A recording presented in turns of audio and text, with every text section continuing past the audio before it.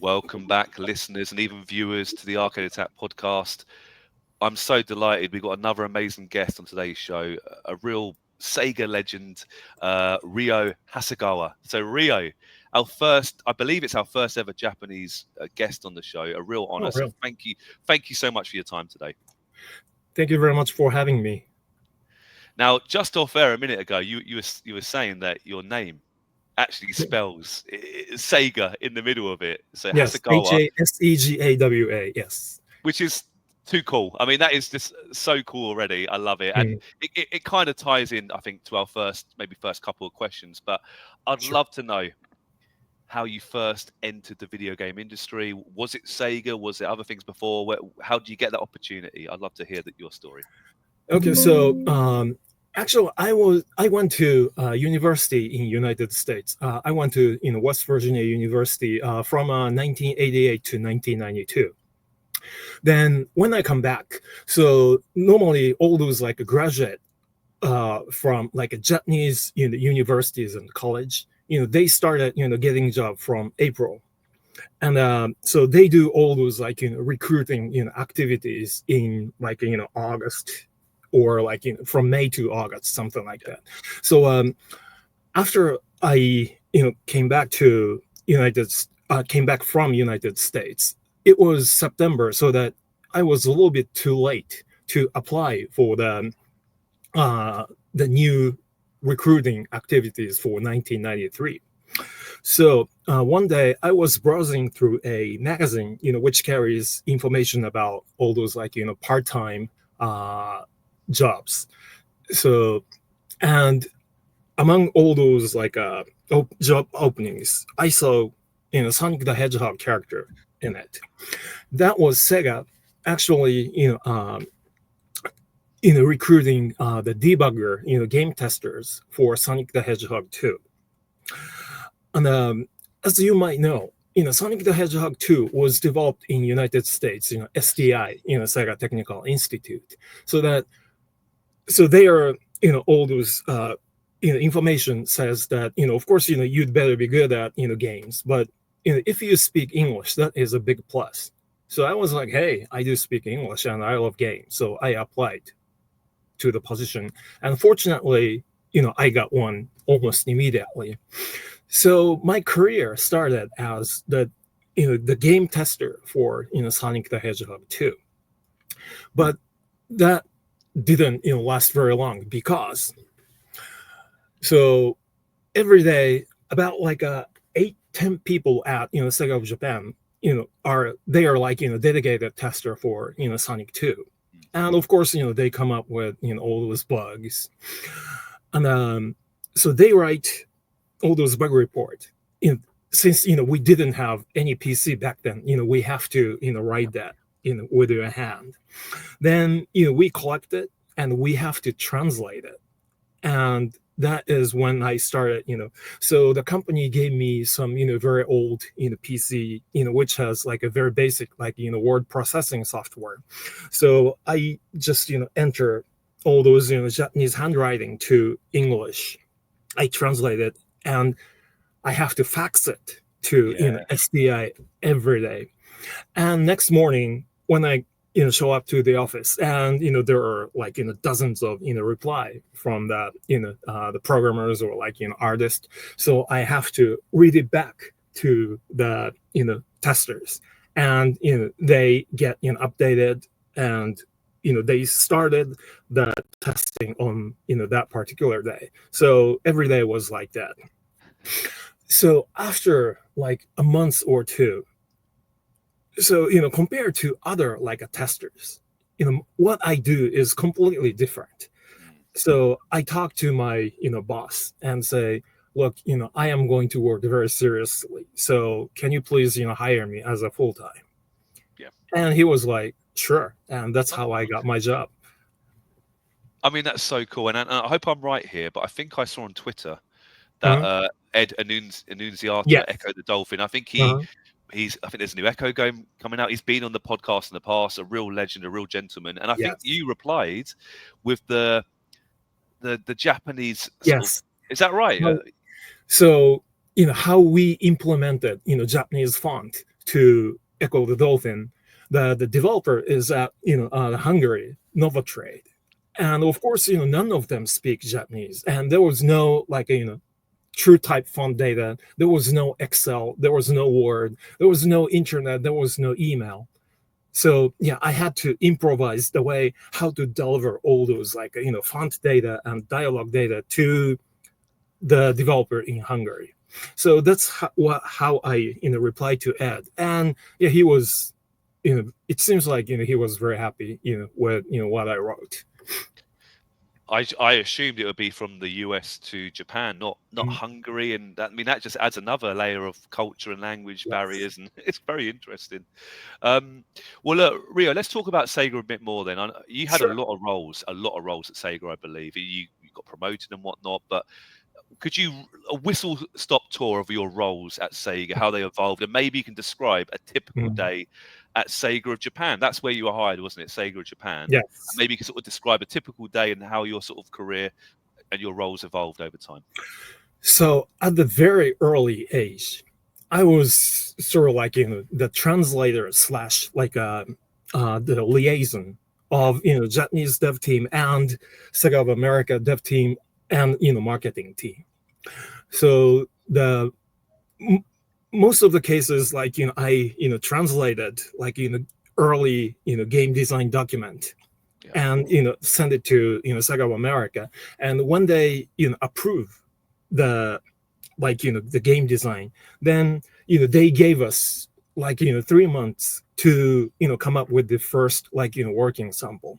Then I have to change some in-game dialogues to English, things like that. Then send it back to Sega of America, and if it passes their check, and the game goes into a full production. So I've been doing the liaison of Sega of America, Sega of Europe, and Sega of Japan. And of course, when those people from SOE came down to Japan, and I was doing the translations at the meeting. Brilliant. And do you remember some of the names? Was it Tom Kalinske? Was it? Yeah, of course, all those people. And some of my the fond memory is when Steven Spielberg visited Sega of Japan for their GameWorks project, and I was honored to be a translator of him. So I was like, whoa, that's Steven Spielberg.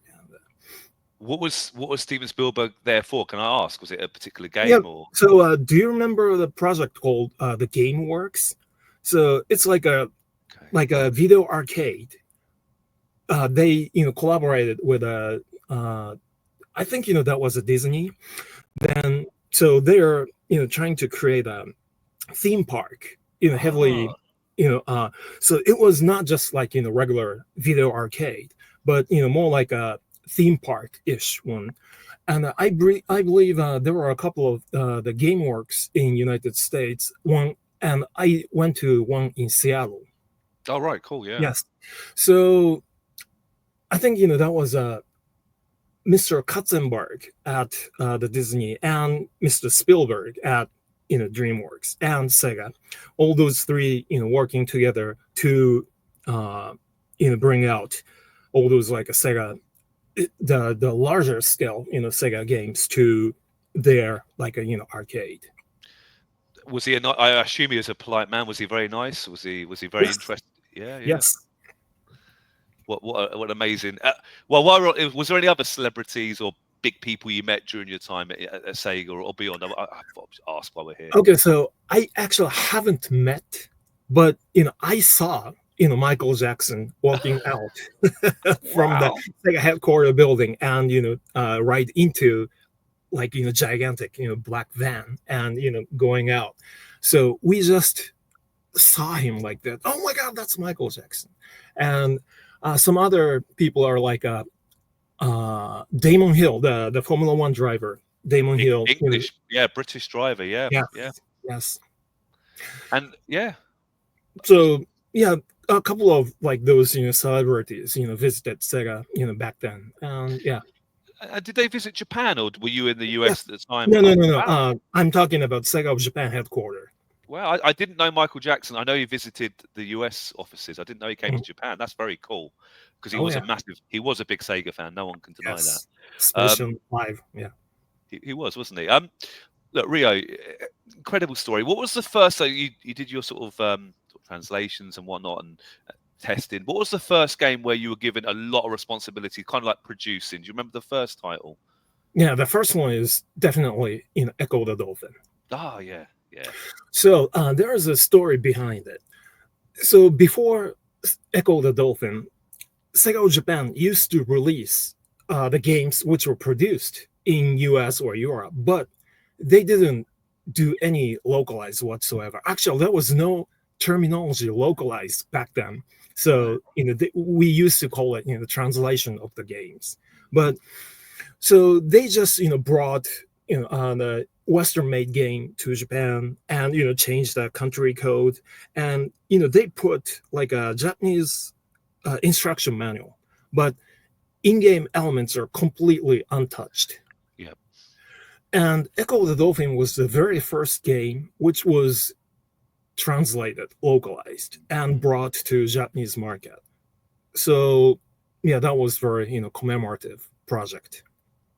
And obviously, if it wasn't changed, it wouldn't really resonate as well with the Japanese audiences. Is that No, you would agree, wouldn't you? So fair play. And it's not simply like you said, translating. You have to change certain different yes. ways of So talking and different images and whatnot. And yeah, in general, Western games are quite tough. I mean, difficult to defeat, compared to the Japanese standard.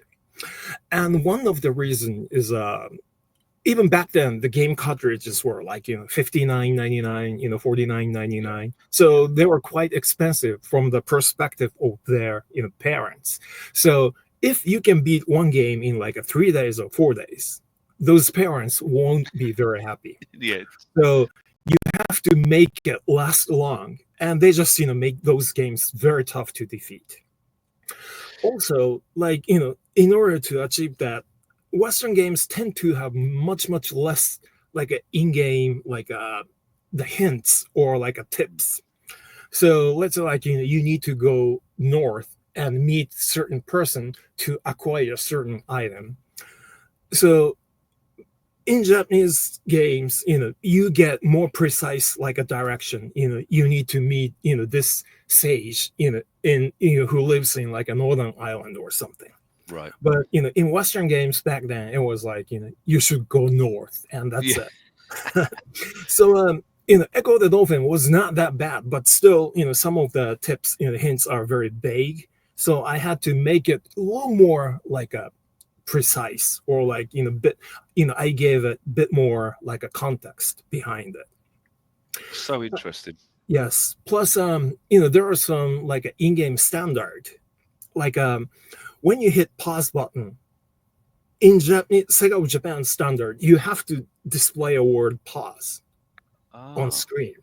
But the Western version of Echo had like a two like a the vertical rectangular, which represent which is the same symbol as the pause button of like the Yeah. record or like a Yeah. tape The player. pause. I know what you're talking Yes, about. the pause symbol, and that didn't meet the Japanese like a standard. So that I have to ask the developer to display the word pause, or like since those games are, I mean, the Echo the Dolphin was not as easy as our expectation.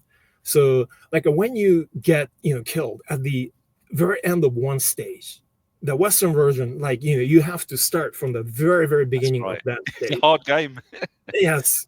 So I had to ask them to put like a two like a milestone in the Yeah. between stages, so that when you hit that milestone, you don't have to go back to the very beginning, but respawn from that point. So the game is not as hard as the Western version, something like that. So I did a lot of like difficulty, like balancing, adjustment. I think I remember. If I've got this wrong around, I apologize. But Streets of Rage 3 is Hmm. a lot easier with the Japanese version, but Yes. the US version is really difficult. I hope I'm the right. Is that? I think I'm right, Ria. Yes. Yeah. That's a good And example, isn't it? by the time of Streets of Rage 3, there was yet another like a very important element, occurred to us, which is back then like a game shop like Blockbuster or like a Tower Record. They had a game renting system so that when you pay, I don't know, like $4.99, you can rent a game over a weekend or something, like 3 nights, 4 days or something. So if players can defeat the game, within those like a 3-day, 4-day period, then that means like they've already finished the game, so that they are not going to buy it. So that was like a very clear the direction from like a Sega of America marketing team, that make the game hard, so that they can't beat the game within the rental period. So Streets of Rage 3, actually, I was the one who brought that, order of, Sega of America marketing to the development team. And they were like, Yeah. wow, the game is already difficult, man. How can we make it even more difficult? And, you were involved in Streets of Rage 3, is that true? yes. Yeah? Wow. Very interesting. Yeah. Lots of, like, I still remember, some of the instructions are like the female character, Blaze.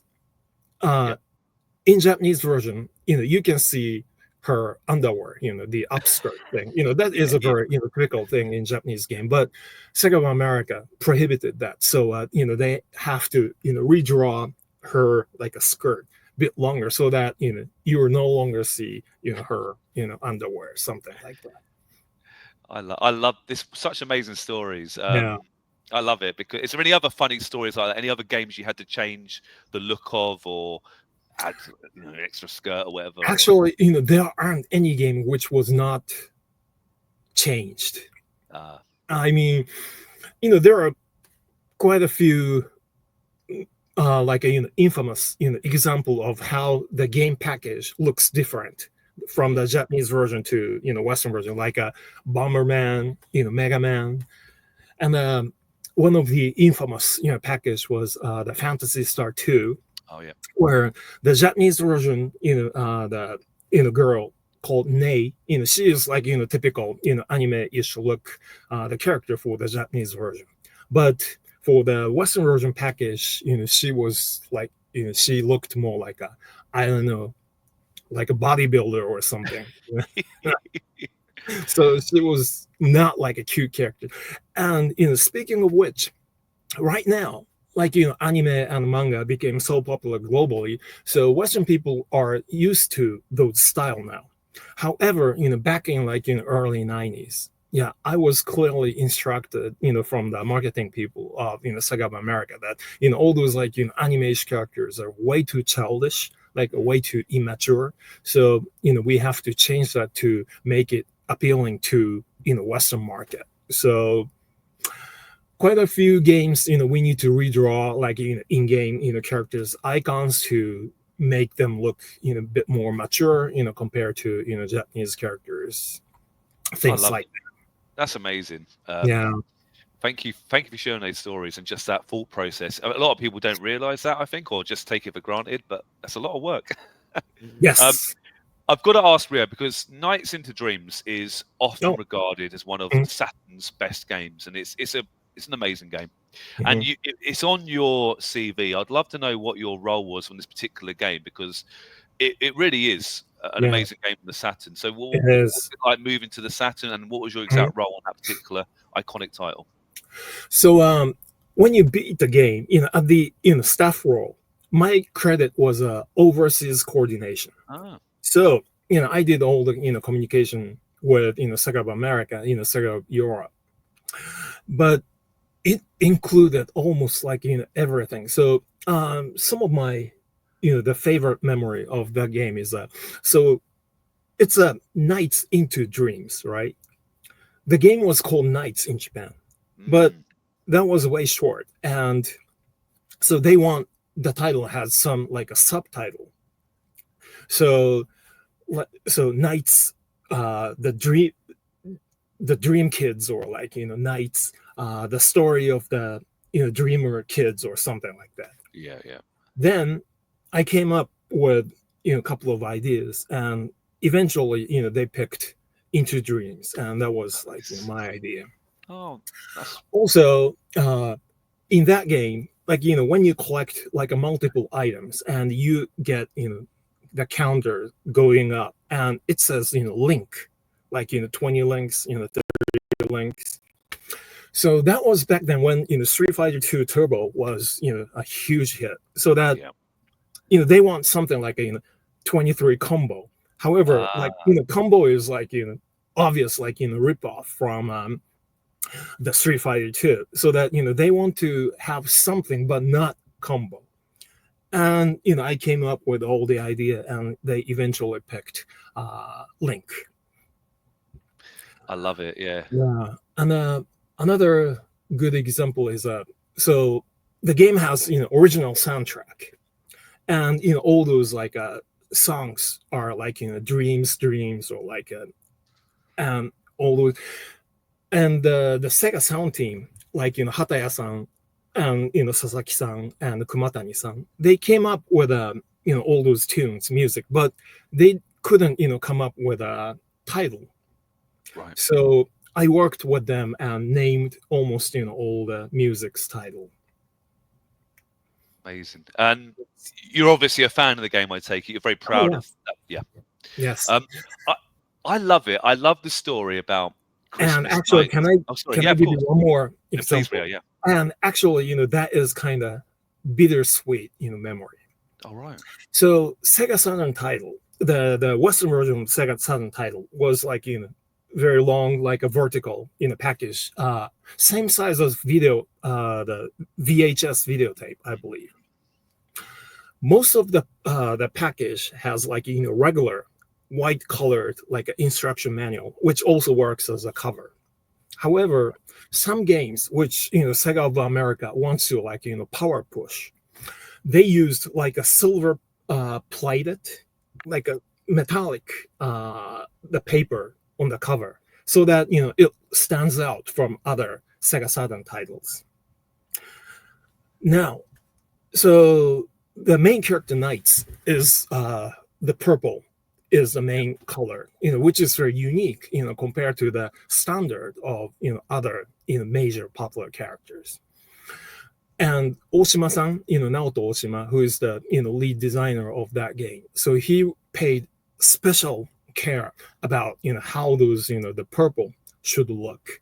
So back then we didn't have like RGB values, so we used a color reference called Pantone, the paint chip, so which is like a global the painted the color sample, so that when you say the code of that color, you can just refer to that color globally. So as far as all those like designers at Europe or United States or Japan, we always have the color reference chart called Pantone, so that we can refer to the same color. However, so Sega of America decided to use the silver plated, the foil-ish like a paper instead of regular white color, and you're supposed to print white onto the silver foil paper in order to get the regular result. However, at the beginning, Sega of America forgot to put the white background, so that when you put purple color on the silver foil, and the color doesn't look as expected because some of the silver color penetrates through the purple ink.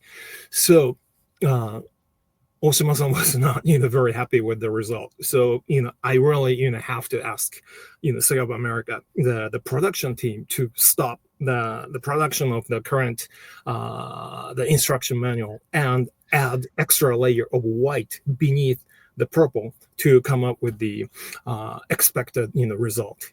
That's amazing. Is there two versions of that game now? Actually, there aren't. That occurred only at the very, very beginning, and right, you stopped it, yeah. And fortunately, we were barely able to stop it for the full production. But once again, right now, we can just send a color sample via like email. But back then you really have to send out the physical printing sample to Japan for us to check it. So that it takes like 6-7 days. So yeah, we're talking about all those like I Stone love it. Ages. Yeah. And these little things add up, don't they, Rio? These little things help the branding, help the. You don't want little errors because it looks bad on your company, and obviously your job was to stop these things happening. So good on Yeah. you. I've got to talk about Christmas nights into dreams. Mhm. There's not many Christmas-based video games. I think Mhm. it's not a full title. It's almost like it's not a demo, but it's like a mini game. But it was packaged, wasn't it? It was packaged around the Christmas time with the Yes. Sega Saturn, and I love that story. Were you Mhm. involved in that? I'd love to Yes. know that side. I think it's an amazing story. Are you happy to share? Yeah. So I mentioned about uh, Naoto Oshima.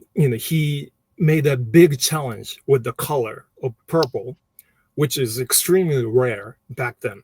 All the characters were like the blue. Of course, Sonic the Hedgehog was blue, and Mario was like blue and red, and like Mickey Mouse is black. The red pants and things like that. So Oshima-san made a big challenge with the purple color, which I think works out pretty well. But Oshima-san also wants to have nights in red color, so that the Christmas nights would be a great like a way to achieve that ambition of him, which could be totally justified.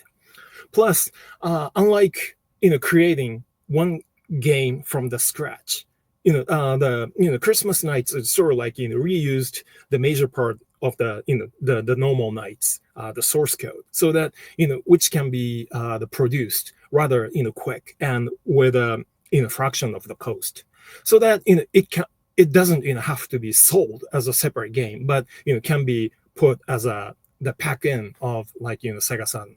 So which was I think the great strategy.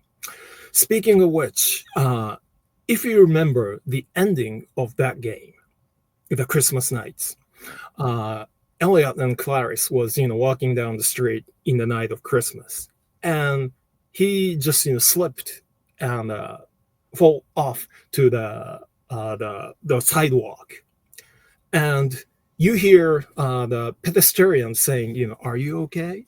And that was my voice. Oh, really? Yes, of course, they have to, change it, like, the pitch. So they're like, are you okay? Or are you okay? But, basically, that, are you okay is my voice. Oh, I love that little bit of trivia. I love that.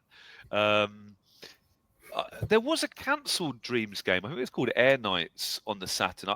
Correct me if I'm wrong. Were you involved? Why was it cancelled? Do you I, know much about it? Or I haven't heard of that. Are you yeah, sure that was I happening? might be. I did I a bit. didn't know. I've done a bit of digging. I might be wrong. I think there was one released on the Wii a few years later, wasn't there? I think there was a Sega a Wii game, but Yeah, I, there was a Wii version of Nights, but yeah. that was like in a very the loyal the port of the original Sega Saturn version. So that I am not sure if there was anything like that. I haven't heard of that. No, fair enough. Do Mm, you, because Sega have been pretty good recently of relaunching old titles, Streets of mm. Rage, for example. Do you think there's room for a new Knights game? Would you like to see that? That's a very tough question because that gameplay is tuned for so even though it looks like a kind of 3D, but basically it's happening on like a 2D surface of a like Like a a rail, isn't tube it? or Yeah. cylinder, right? So that the gameplay is not as complex as like a full like a free roaming 3D games. If you produce a free 3D roaming version of Knights and the control would be like a super complex, and I don't think it's gonna be as fun as the pseudo 2D version of the game. So I personally do not think that game design resonates with Yeah. the full the real 3D environment. Although I would love to see the upgraded graphic of that game, but Mm. maybe the gameplay should remain as the the pseudo 3D. No, yeah, no, appreciate your answer. Mm, So Rio, you said earlier you worked on Echo the Dolphin. That was obviously the mm, Sega Mega Drive or the Genesis. mm, What other, and obviously you worked on the Saturn. What other consoles? I think you worked on the 32X as well. Do mm. you have a favorite? Do you have a favorite console you worked with, or have a personal favorite Sega console? Or ah, if our listeners can't see it, he's Rio. That is a cool T-shirt. It shows the Mega Drive kind of blueprint. That's very cool. I love it. Yeah. So Mega Drive. Yes. I mean, of course, I like, all those other the platforms as well. I have, the fond memories of like each different, platforms. But Genesis or like, Mega Drive is the one which made me fall in love with Sega. So Yeah. I meant to ask at the start, were you a fan of Sega before you joined them? You obviously knew yes. about them. Yeah, yeah, yeah.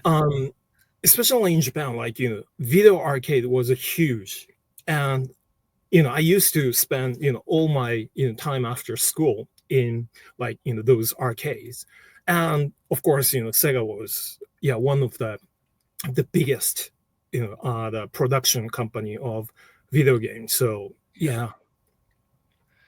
Cool.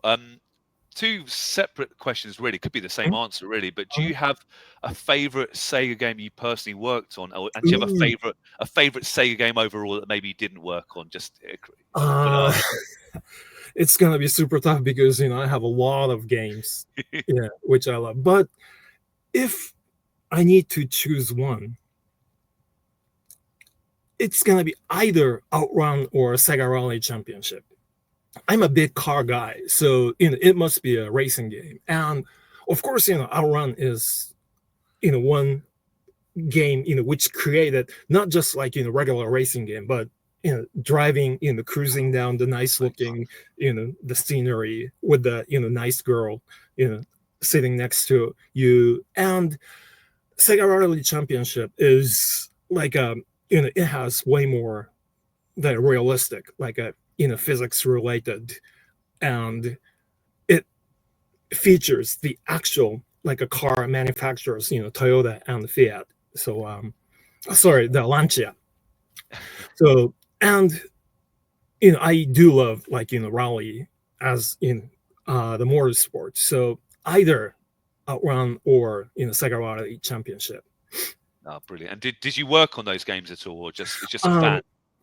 Actually, I had the chance to work with the Sega Saturn version of Sega Rally, Ah, and it was even better because as a secret car, you can drive a Lancia Stratos, which is like an iconic, like a rally car, back in the 70s, and that is one of my all-time favorite cars. So in that perspective, the Sega Saturn version was even better than the arcade version, because you have that particular car, and there are lots of like newly added tracks and lots of like options. So yeah, I love the Sega Saturn version of the game, and I am so proud that my name is in the game.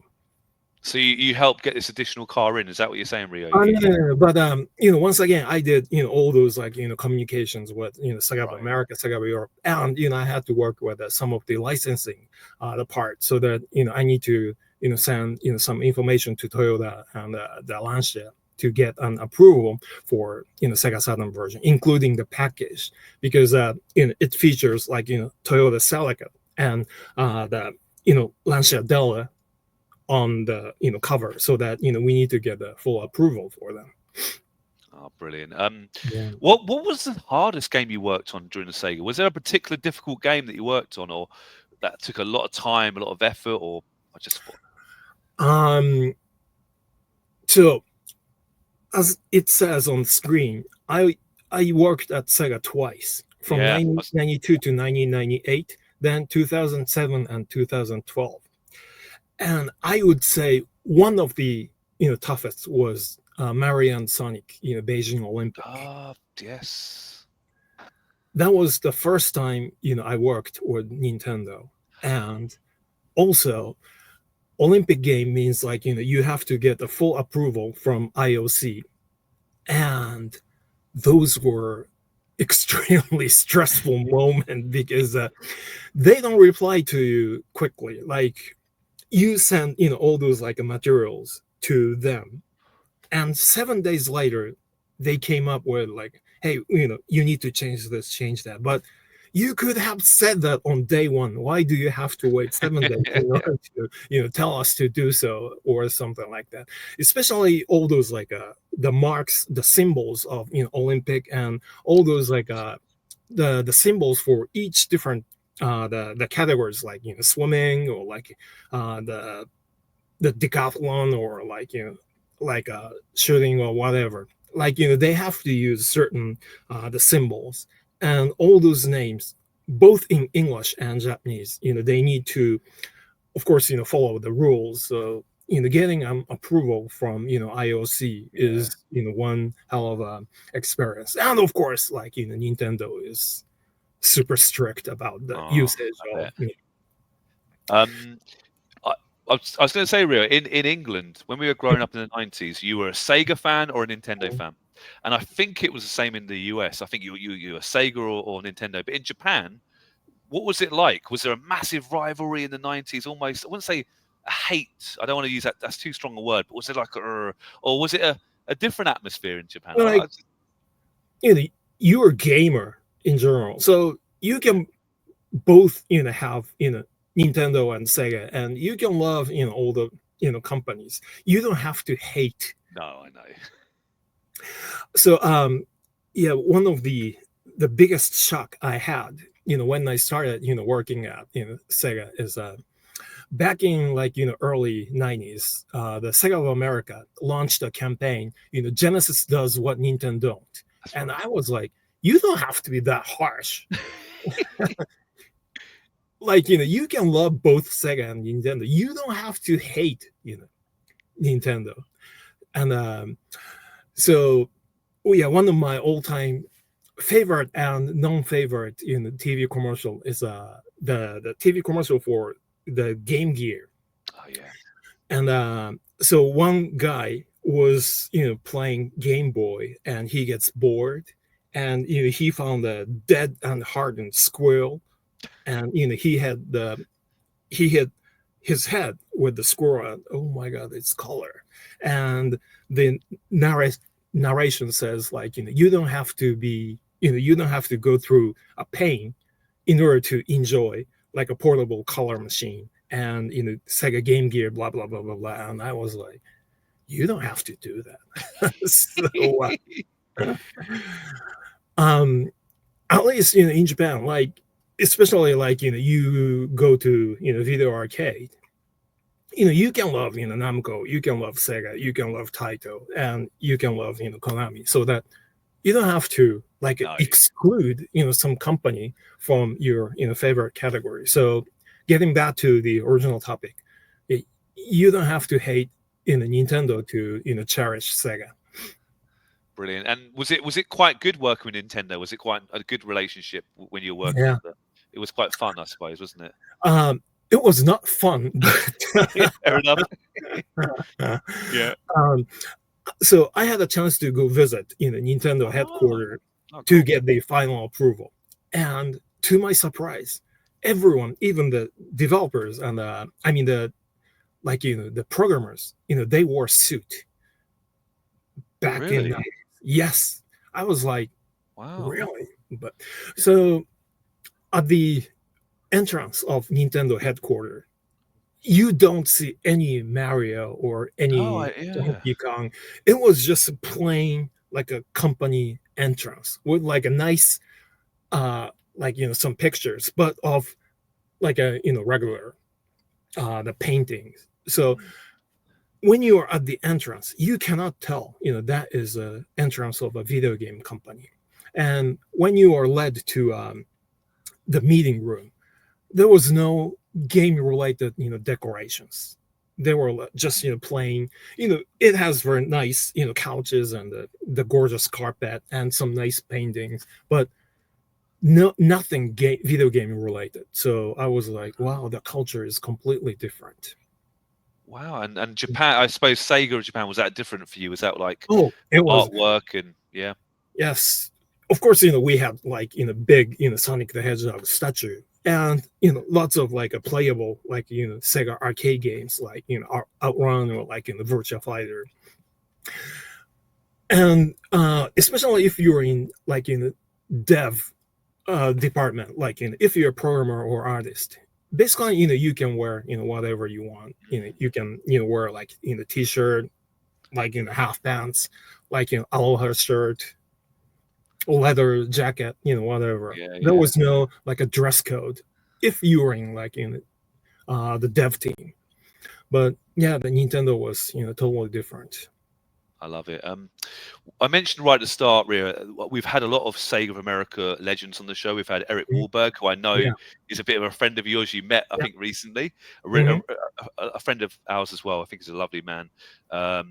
We've also had Michael Lathan, who sadly passed away. A bit of a good friend of mine as well. And we've had Max Senor, we've had Tom Kalinske, Al Nilsson. We've heard their side, the American side of the story, which is amazing. And I always ask them the relationship between Sega of America and Sega of Japan. Now, I don't want to put words in your mouth, and I feel it's a bit of a tough question, but sometimes we've heard reports, maybe in the 90s, that the two clashed a little bit and didn't always see eye to eye, and maybe that's the reason why Sega kind of went through a little bit of a rough patch, and possibly Nintendo kind of overtook a little bit. Now, again, I know it's a delicate question, but what do you feel about that relationship back then, and maybe compared to it now? Would you be happy to talk about that? Sure.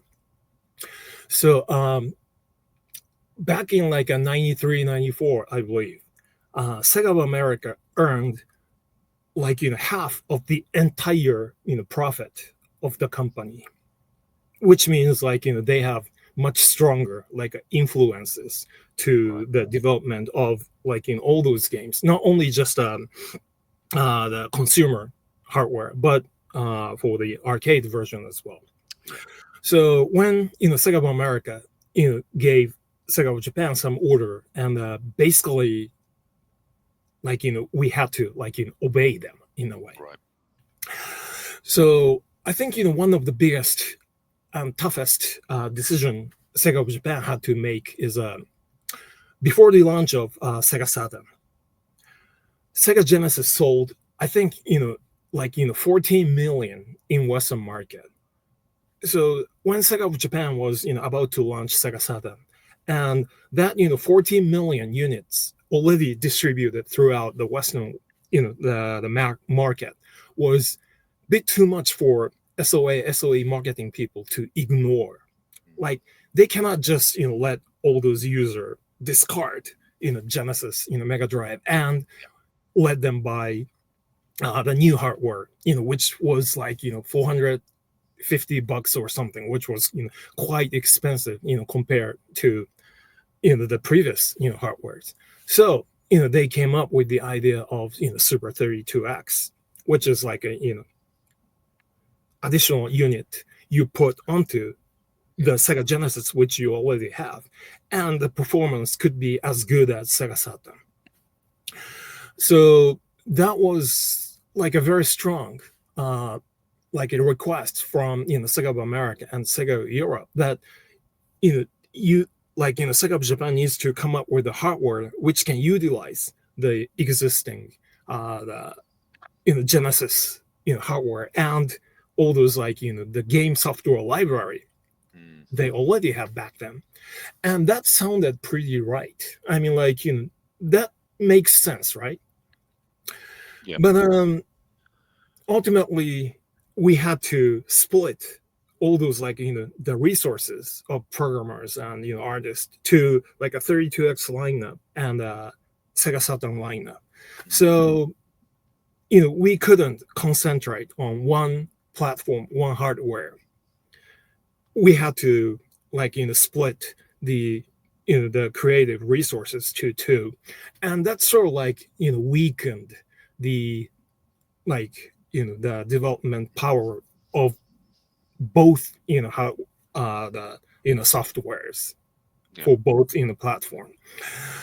So maybe if you watch those decisions from now, and it was obvious that Sega should have concentrated onto Sega Saturn instead of splitting some resources to 32X. But back then, it looked like a reasonable decision.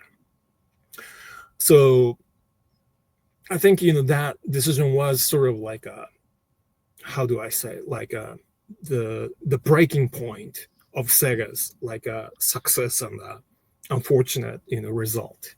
Yeah, That's my personal opinion, but I appreciate it. No, it's really interesting to hear your side. And obviously, the Sega Saturn didn't actually have a very big life because obviously the Dreamcast was soon in development, which is I love the Dreamcast, by the way, Rio. But actually, you around this time did you sort of leave Sega? Did you get to yeah, the Dreamcast stage, or did you leave? And I think you went to Sony, another yes, huge company. Are you happy to sort of fill us in how that happened? sure. So I left in 1998, which was like about the launch timing of Dreamcast. So I left Sega right before the launch. So that was a very hard decision for me to make. But so one great friend of mine at Sega went to Sony Computer Entertainment in 1997, and he was a lead producer for the Crash Bandicoot 2. Oh yeah. Then Crash Bandicoot 3 will be much larger compared to Crash 2, and he thought he need one more person who is bilingual and who can help the development of the Japanese version of Crash. So he sort of like summoned me up, and they gave me a very good conditions. So I was like sort of like happy and sad to leave Sega for Sony Computer Entertainment. Then worked with the games like Crash, Spyro, and for PlayStation 2 games, Jack and Daxter, Ratchet and Clank, and Sly Cooper and the Thieves Raccoonus, the Formula 1 games. Yeah, the plenty of great games. These are big titles that people play today. I play these titles. These are big. Crash Bandicoot, huge. Spyro the Dragon. I mean, well, let's talk about Crash for a minute because I think you worked on a few Crash titles. I mean, he came out of nowhere, didn't he? He was almost like Sony's or PlayStation's mascot, or unofficial mascot, you could argue. But what do you think of Crash as a character? I mean, are you a fan yourself? Or? Oh, of course. And you might know that Crash the TV commercial for Japanese market. Crash Bandicoot has a very unique theme song. Do you know that? I haven't heard. No, I need to look at it. Crash Bandicoot. So Sony put huge amount of money to promote the game, Crash Bandicoot, and by the time of Crash 2, the character was fully recognized to the Japanese market thanks to the huge marketing budget. Plus the game itself was quite good, very robust. And the best part is that it's sort of like had a very early age of an AI. When you keep dying at the same place, then the automatically some of the crate, the wooden box, became a checkpoint so that you don't have to go back to the very beginning of the game. So those additional tweaks or adjustment made the game very suitable for Japanese market as well. So by the time I joined at the very beginning of Crash Bandicoot 3, I was super thrilled with the being able to work with the developer Naughty Dog. They are extremely talented people. So when you talk to them and they instantly know what I am going to say, even before I finish my own suggestions and things like that. Working with Naughty Dog and working with Insomniac and being able to work with the Sucker Punch, top three, one of the three nicest, biggest, and the most talented in the studios. being able to work with those like a 3 studio was the privilege for me. And obviously Spyro is a big character as well. My kids used to love Skylanders, and obviously Yeah. Spyro was part of that. And he obviously was a big again. What was your role on Spyro the Dragon? That was a big title on the PlayStation. Yes. So all those like time at Sony, I was like a localization producer. And great thing about working with those like a developer is that so when we need some tweaks or like changes for Japanese market, they're smart enough to quickly implement those within the reasonable time, or like affecting too much the financial wise. So if like they need to change the character, if they need to like recreate everything, it's gonna cost the developer some time, and that means more money. But they spend like they came up with ideas which just requires like a minimal amount of the modification to affect to the development of the game development. The very good example would be the main character Ratchet for Ratchet and Clank. So the main character Ratchet has a very big the bulge on the top of their eyes, and that is because like Western people had very highly elevated like eyebrow area with like carved eye area, but the Japanese are more like flat faced. Right. We don't have that much like elevations on our faces.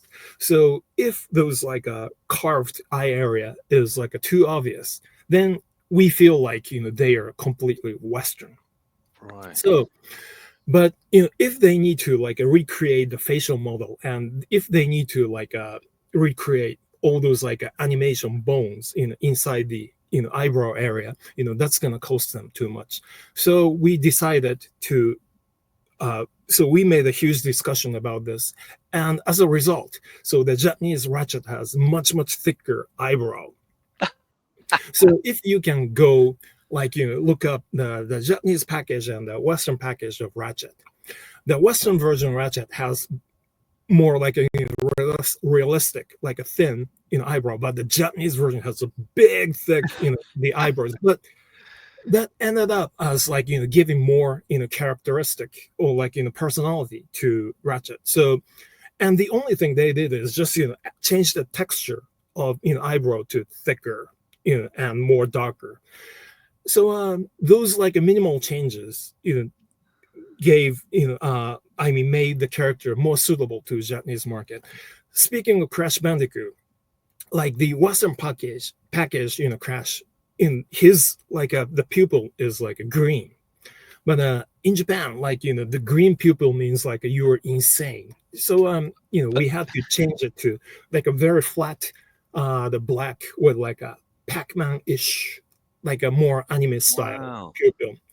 When you look up the Western version, American version of Crash, it has very like a realistic pupil with like a green color on it, and the Japanese version is very flat, more anime-ish, and those changes doesn't cost the developer that much.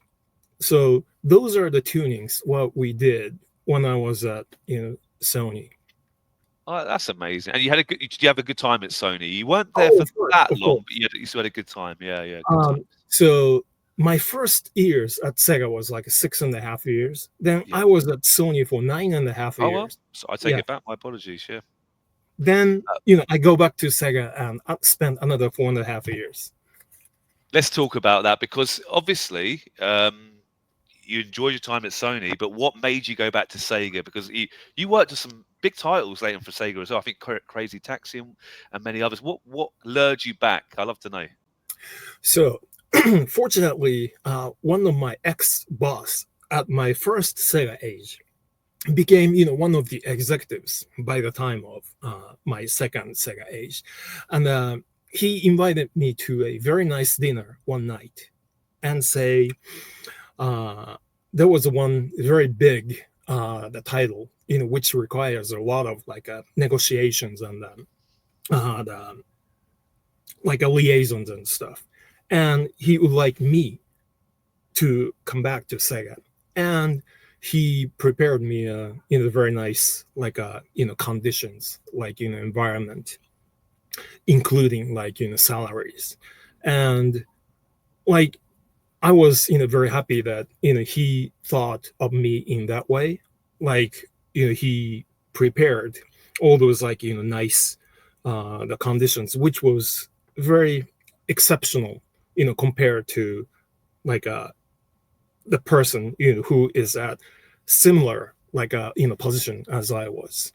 So I thought I took that as a very sincere welcome. So I took it, and that's how I went back to Sega. And the title was the Mario and Sonic Beijing Olympic. So it was very hard. Of course, that was must have been you spoke about it earlier, but a particularly difficult and different relationships and companies, Yes. all from everywhere. And I'm a fan of the game, Rio. I'm not just saying that. I used to have so much fun playing it on the Wii with my boys, and I loved it, but it always seemed a bit weird seeing Sonic and Mario next to each other, because I think that was the first time they had combined, because it was a gamble, wasn't it? It was a gamble for both Sega and Nintendo, but I think the gamble paid off. Is that fair? Yeah, the collaboration of characters is pretty common now, but back then that was like, oh my god, it was a big thing. That wouldn't have happened in the 90s. So that was very shocking. But yeah, there was one funny story. So there was of course like artwork of Mario and Sonic and other characters standing on the field, and those artworks were used for like the package, the instruction manual cover, and the cartridge label and things like that. There was one small error, and Sonic's foot was in front of Mario's foot, and Nintendo demanded us to change the priority. So Mario had to be slightly ahead. Oh, for goodness sake! I still remember that. Yeah. That's so fun. And you did change it, I take it. You couldn't. Of course. Like we were like, oh my god, we have to change it, or there'll be no deal. Do you have a favorite Sega character? Is it Sonic, or have you got a favorite character? And also, maybe have you got a favorite Nintendo character while you're here? Yeah. There are so many of them, but I think one of the characters which I love is so there was a game called Sakura Taisen, Sakura Wars, like the tactical simulation plus dating game for Sega Saturn.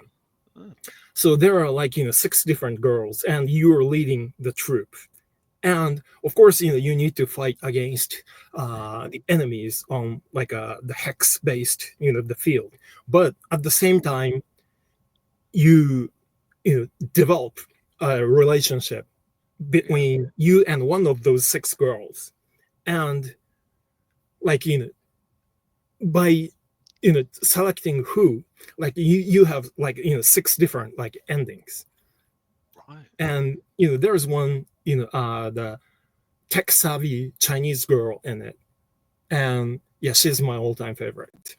Oh, bless you. I haven't heard of that game, truthfully, but that sounds really interesting. Sakura Wars. Yeah, brilliant. And obviously later on you worked on Crazy Taxi. Well, what other Sega titles did you work on in your sort of? Okay, so my second Sega period was when like there was a PlayStation 3 and Xbox 360. So that was when like download contents of the game started.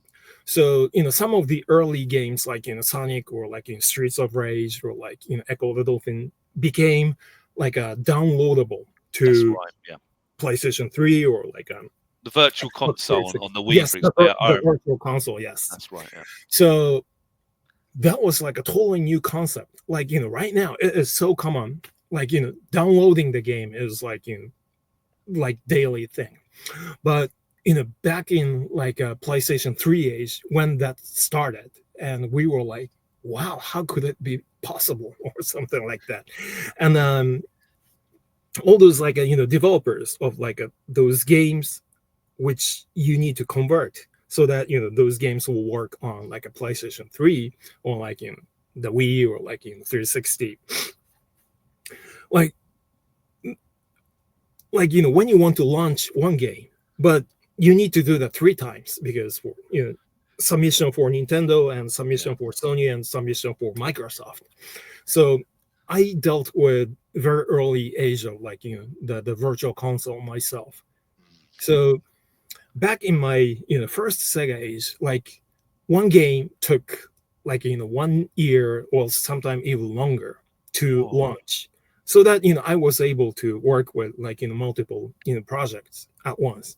But those like a virtual console age, like you need to launch like 3 games within like 1 month, and that means like it's 3 times. So like you need to launch like 9 games in 1 month, and which was not happening in my first Sega age. So I was like sort of like panicking, like, oh my god, how can I ever do that? So yeah, that was extremely That's busy, a lot of work. but very enjoyable moment as well. How would you compare your 2 times at Sega? Were they very different, or Oh, different of staff, course. different cultures, or was it very well? Yeah, what was the big difference for you? Because obviously, when you went back, Sega was nowhere near hardware. Is that fair? They were just software, just games. Yeah.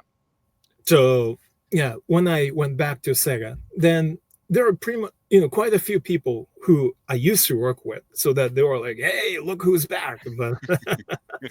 But all those like hardware, just like you said, there used to be like Genesis prototype or like Dreamcast prototype or Sega Saturn prototype, but you no longer see any of those like a Sega hardware, and you see the dev kit for Wii and dev kit for PlayStation 3 and dev kit for 360, and I was like, whoa, we're not in Kansas anymore. Yeah. But yes, basically the culture remained the same. So good old like Sega culture, just the hardware was changed, but the way how games are developed and the way how like a senior like a educate junior people, those like cultures were almost identical, so that I felt like I came back to the right place. No, fair enough. Rio, I love Yo, it. I love it. Obviously, you're still in the gaming industry, and yeah. correct me if I'm wrong. You've worked on some big titles recently. I'm talking. Horizon 2, The Mhm, Last of Us Part 1, the God of War mhm, Ragnarok. I hope I mhm. pronounced it right. And these are AAA titles. Some of them are like, well, all 3 of those have broken records and regarded so highly. So, what was your role on those sort of games? What was your sort of next sort of chapter? So I went back to, so I worked at Sega twice, and I worked at Sony twice. So I used to work at Sony, so between 1998 to 2007, and I went back to Sony in 2021. And actually, I left there, 2022. So I am no longer at Sony, but so it's SIE, Sony Interactive, Yes. Entertainment. Then, as you might know, the Sony, I mean, Japan studio is, no longer there. So that there aren't actually the pure, like a dev studio inside, SIE Japan. So there are, of course, they have the one studio which created Astrobot game. They're Yes. like internal, but other than that, there aren't internal the dev team. And I was the executive producer at the localization team of SIE Japan. So that was when I supervised games like God of War or like and yeah, one of the Uncharted title, and one of the Horizon title, and the Horizon VR as well. But as an executive producer, you no longer are directly involved into like a development or like doing the translation. There are quite a few extremely talented like a localization specialist and producers. So I let them do their work, and my role was absolutely completely about like a politics between Uh, SIEJ and SIEA and SIEE.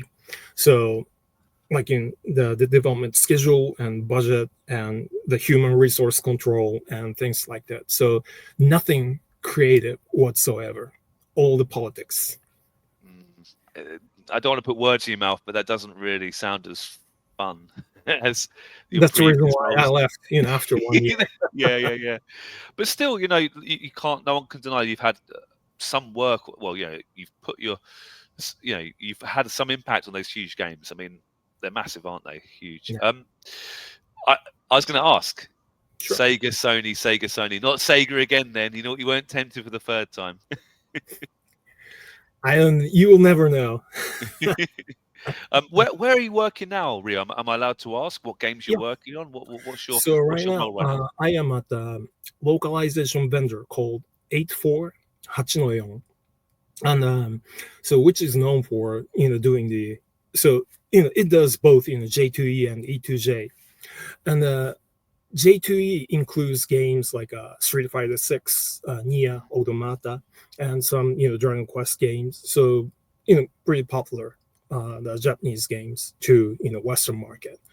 And from E2J, we handle lots of like indie games, and the most popular one is like a Undertale and the Deltarune. So, and we also produce a physical version of the game. Oh, cool. So, like games for Nintendo Switch or like in PlayStation, Xbox. So we do the package version of those indie games, which are only available for download or like a Steam in Western market. And I've been working with the games like the latest Contra, or like very nicely made indie game, the Bow, the Tail of the Blue Lotus. No, the Tail of the Teal Lotus, and the Wizardry, the very very basic the original role playing games, which were huge in like 80s. The games were recently like revitalized, and we produced the physical version of that game as well. And there are a couple of games which I am working right now, but they are not released yet, so that I cannot disclose them at this moment. But well, I want to say I've that been heavily involved in the actual creative as well. So I am very happy with where I am right now. And so we're at Arcade Attack. We are huge fans of physical media. Sure. It makes me quite sad that I think in the very near future it's going to be downloads only. I hope I'm wrong, but I love it that you and your companies are trying to keep the physical media alive. Switch games, physical piece, PlayStation games and whatnot. I think that's brilliant. Can you just give our listeners and viewers one last chance? What's the company called, and is there a website they can keep? Yes. So the company name is 848-4.jp. And we also have a subsidiary company, like a brother company, which we're teaming up with a limited run games. And the company is called Super Deluxe, and which is a company which produces the physical version of those like downloadable games. So yeah, please check 8-4.jp. Brilliant. And you are on, I know it's called X now, but you're still on Twitter, aren't you, Rio? People can find you there. What's your handle? Do you remember the top of your head? Yeah, RIO_HASEGAWA. So if you see my name here on the screen, just add underscore between O and H, and you can find me there. Thank you. And you mentioned Contra. You mentioned the other retro games. We're big fans of Contra as well. The classic Contra games. I mean, it must be quite fun having these old games and remaster and revitalize them and get them back to the new audiences and even old fans of the series. Yeah. And so currently I am 56 years old right now, and people at my age, they are like we are like big like game fans, and we're still a diehard game fans. And we are the one who loves to spend some money and time on those like revitalized classic games. So I think we're paying more money than the younger generation when Yeah. it comes to like the classic arcade games. So hopefully we can keep continuing revitalizing old IPs and make those like hardcore gamers happy. Yeah, definitely. That's our audience. I'm pretty sure about that. And actually, that ties me really nice to my next question. What do you have your It's a really tough question, but your personal top 3 video games of all time? Top three. Yeah, it could be anything. It could be Sega. It could be any I company need that you 30. played. Yeah, let me think about it. The first one is definitely the arcade version game called Xevious, the Namco. It's Ah, like a I've heard very of that. old, the vertical scroll shooter. Yes, And yes, yes. that was, I think, that was in like 83 or something. And that was the game, which has like like a deep, background story. It's not like you read on screen, but the creator of that game later published a novel about all those like universe of Xevious world. And of course the graphics of that game is very like it stands out from other like a very vivid colorful game. It just used like a gradation of gray to express like the texture of steel or something, and it really stands out. So that game really gave me a strong like impression of, wow, the video game is great. I mean, that is the game which actually made me start thinking about maybe my future career would be somewhere in video game industry. Brilliant. Yeah. And what could be the two? Okay, the one is there's a CD-ROM game for TurboGrafx 16 called Far East of Eden 2. Mm. So that is a very typical Japanese RPG, what it's so-called JRPG. Yep. But thanks to the power of like a CD-ROM, it contains lots of like great music, and all those dialogues are spoken. So the gameplay wise, it's like a very standard, but the volume and the quality of the sound and all those like the great acting of like voice talents and made the game super special. Like right now, that is absolutely normal, but Yeah. But at the back time, then, yeah, that gave me super strong impression. So that the Far East of Eden 2 for TurboGrafx CD-ROM is one of my all-time favorite. I mean, like maybe so back in like early 80s, like Atari or Nintendo's technology is here, and right now we were talking about like a PlayStation 5 or like yeah, Xbox system, huge and change. the TurboGrafx was like right here. So it's not as advanced as like PlayStation 5. However, that CD-ROM gave one of the biggest leap of the technology from here to here. So after like PlayStation 1, 2, 3, and all other platforms, they are gradually getting better. But that CD-ROM hardware gave one of the biggest leap of technology which I have experienced. So that particular point make that game one of all-time best. Brilliant. What could be the third Yeah, one? one more. So, It's really tough. as I said, I'm a huge car guy, so I have to say the Gran Turismo. Yeah. I still play the latest Gran Turismo, and I started playing from the very first one for PlayStation 1 age. And if you remember, the very first Gran Turismo was created for the digital pad. When PlayStation 1 didn't have any analog stick, Oh, yeah, just the D-pad and 4 buttons. So there was no like a analog stick, no vibration, just a plain digital pad. But that game still plays great. And I thought, wow, this is like the most realistic, racing game ever I played. So of course, like I have PlayStation 5 and Gran Turismo 7, but the very first Gran Turismo for PlayStation 1 is one of the most shocking race game I have ever played. So I have to pick that up. 3 really interesting games, different genres, different styles, but I love Yeah. it. Rio, what a great choice of games. Just 2 final really quick questions, really. We mentioned Eric Wahlberg earlier, amazing person. I think he's a friend of yours. I'm not gonna put words in your mouth, but you met him. How did he come over from holiday? Did he come to Japan? What was that about? And because obviously you guys had very similar roles, didn't you, at Sega? So we've been friends on Facebook for more than decades. So we eventually, poke each other's post and like, what a dumb, okay, I cannot say some of those words, but we just jokingly swear on each other's posts, something like that. And he eventually came down to Tokyo with his families a few months ago. And he just sent me a message and said, hey, we're gonna be in Tokyo, so that let's meet up. So we had a dinner one night, and of course, lots of like great stories to talk about. We were in a shop we were in a restaurant for 3 hours, but that wasn't enough.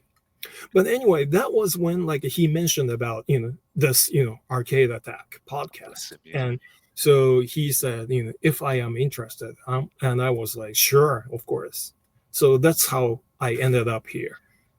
Yeah, I mean, Eric's been so good to us in the past. He's organised many other interviews, but Rio, you're up there, my friend. And this has been such a great chat. I really mean that. I could talk for many more hours, but I know you're a busy man. But thank you so much. It's so good to hear your side and the Japanese side. I've always very interested. I love the Japanese culture. I'm a big fan of the Zelda series, big fan of Nintendo, obviously Sega as well. I love the Japanese video games and the Studio Ghibli. I mean, I could go on for hours. I'm very, very interested in that kind of that side of the world. I'd love to visit one day. If I do, I might say, Rio, hello. Yeah, I'm more than happy to have part 2. Yeah, I mean, we could do that definitely. Look, we always ask one final question to all our guests. It's a bit silly, but if you could share a few drinks with any video game character. Any character, who would you choose and why? A couple of beers, a glass of wine. Who would you choose? That is one of the most unique questions I have ever heard. So maybe Kazuma Kiryu from Ryuga Gotoku, the Yakuza game. He would be a great person to drink with, because he's more like a underground world person who's supposed to know more about what me like regular type of people would know. So that and of course I'm a big karaoke fan, so that singing along with him would be great. バカみたいよね。would love to sing along baka mitai with him. That's gonna be great. I love it. Yeah, that would be more than a couple of people who would be nice to have a drink with. But I would say Kazuma Kiryu. I must get on the. Is that Yakuza you said, or is that? Yes, the Yakuza.